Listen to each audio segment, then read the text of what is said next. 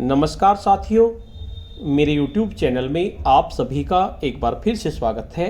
साथियों, 100 दिवसीय प्रेरणा ज्ञानोत्सव के संबंध में महानिदेशक स्कूल शिक्षा का एक नया आदेश आया है।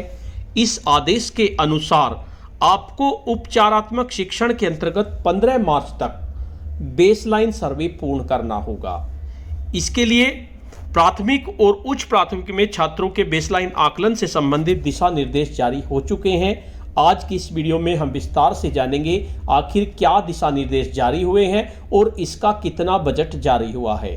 साथियों, वीडियो को शुरू करने से पहले मैं आपको बता देना चाहता हूं, अगर आप चाहते हैं इस तरह की इन्फॉर्मेटिव वीडियो आपको एक प्लेटफार्म पर मिले तो उसके लिए मैंने इन्फॉर्मेटिव वीडियो व्हाट्सएप ग्रुप और इन्फॉर्मेटिव वीडियो टेलीग्राम ग्रुप बनाए हुए हैं। आप चाहें तो मेरे ग्रुप से जुड़ सकते हैं। ग्रुप का लिंक आपको वीडियो के डिस्क्रिप्शन बॉक्स में मिल जाएगा, जिस पे क्लिक करके आप मेरे ग्रुप से जुड़ सकते हैं। तो चलिए जानते हैं, देखते हैं क्या निर्देश आए हैं। महानिदेशक स्कूल शिक्षा और राज्य परियोजना निदेशक सेवा में जिला बेसिक शिक्षा अधिकारी समस्त जनपद उत्तर प्रदेश। पत्रांक है आपका 10/664 11 मार्च 2021 का ये आदेश है। क्या आदेश है? प्राथमिक विद्यालयों में 100 दिवसीय प्रेरणा ज्ञानोत्सव के अंतर्गत रेमीडियल शिक्षण के दृष्टिगत कक्षा संचालन हेतु दिशा निर्देश एवं बजट प्रेषण के संबंध में। महोदय, कृपया बेसिक शिक्षा अनुभाग 5 के शासनादेश संख्या दी गई है। शासनादेश संख्या दिनांक 5 फरवरी 2021 का संदर्भ ग्रहण करने का कष्ट करें, जिसके द्वारा दिनांक 1 मार्च 2021 से प्राथमिक विद्यालयों को खोलने के निर्देश दिए गए हैं। कोविड-19 महामारी के कारण लगभग 1 वर्ष पश्चात विद्यालयों में शिक्षण कार्य प्रारंभ हो रहा है। ऐसे में शिक्षकों और विद्यार्थियों दोनों को महामारी से संबंधित प्रोटोकॉल का पालन करते हुए शिक्षण अधिगम सुनिश्चित करना है।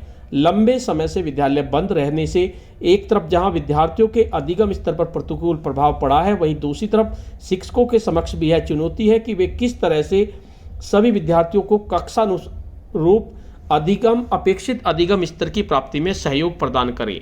उक्त के संबंध में मिशन प्रेरणा के अंतर्गत विद्यार्थियों के अधिगम स्तर की प्राप्ति हेतु प्राथमिक कक्षाओं के प्रयोगार्थ विभिन्न शिक्षण सामग्री यथा समृद्ध शिक्षण संदर्शिका, आधारशिला क्रियान्वयन संदर्शिकाएं, बच्चों के लिए कार्य पुस्तिकाएं, प्रिंट रिच सामग्री, मैथ्स किट आदि विद्यालयों को उपलब्ध कराई गई हैं।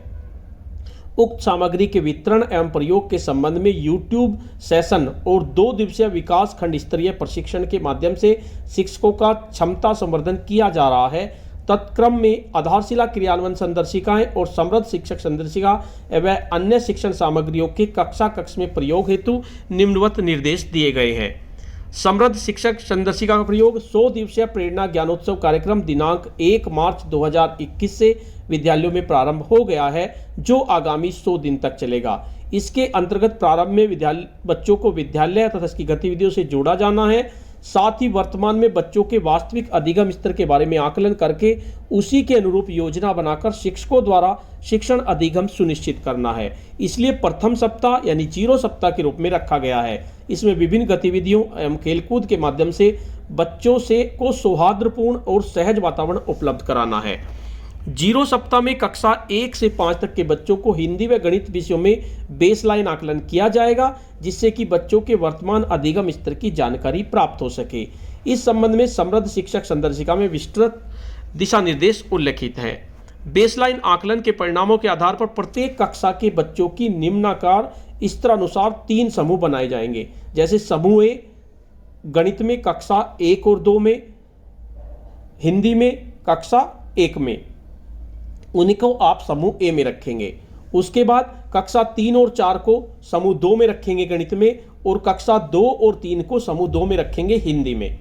इसी तरह से कक्षा 5 में 3 समूह बनेंगे कक्षा गणित में, और कक्षा और हिंदी में 4 में और 5 में बनेंगे। तो इसको आपको इसी अनुसार करना है। इसके लिए मैंने विस्तृत एक वीडियो बनाई थी, आप उस वीडियो को देख सकते हैं। यानी इस तरह से आपको समूह में डिवाइड करना है।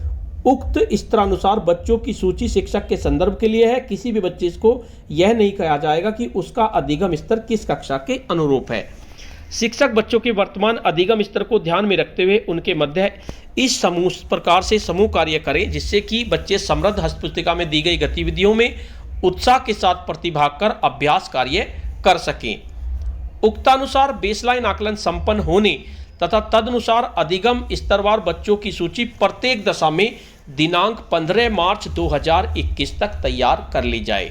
यानी कि आपको 15 मार्च तक हर हाल में बच्चों का बेसलाइन आकलन कर लेना है।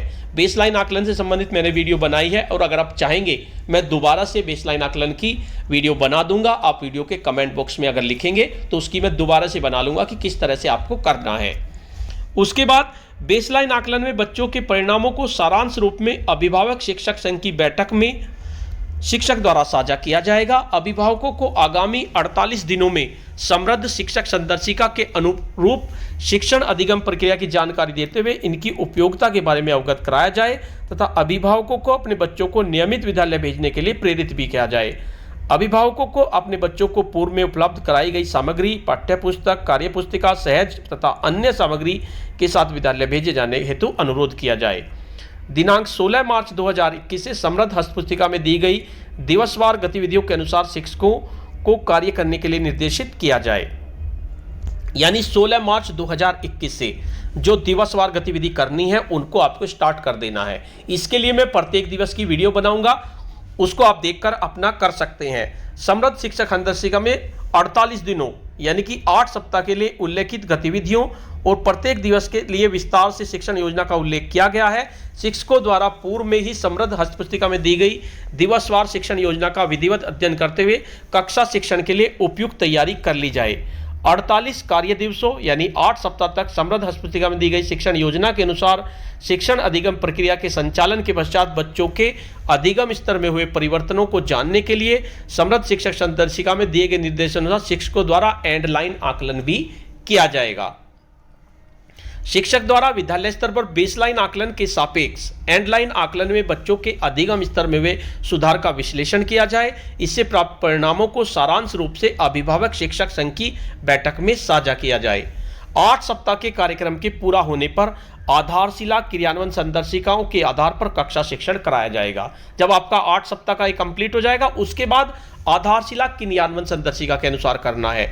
यदि समृद्ध कार्यक्रम की 8 सप्ताह की समाप्ति के पश्चात भी बच्चे पूर्व की कक्षा के स्तर को प्राप्त नहीं कर पाए हैं तो उनकी नई कक्षा में पढ़ाई करने के पूर्व यथावश्यकता अनुसार कुछ अवधि तक समृद्ध 1 से 5 और आधारशिला क्रियान्वयन संदर्शिका 1 से 3 के अनुसार बच्चों को शिक्षण कराया जाए।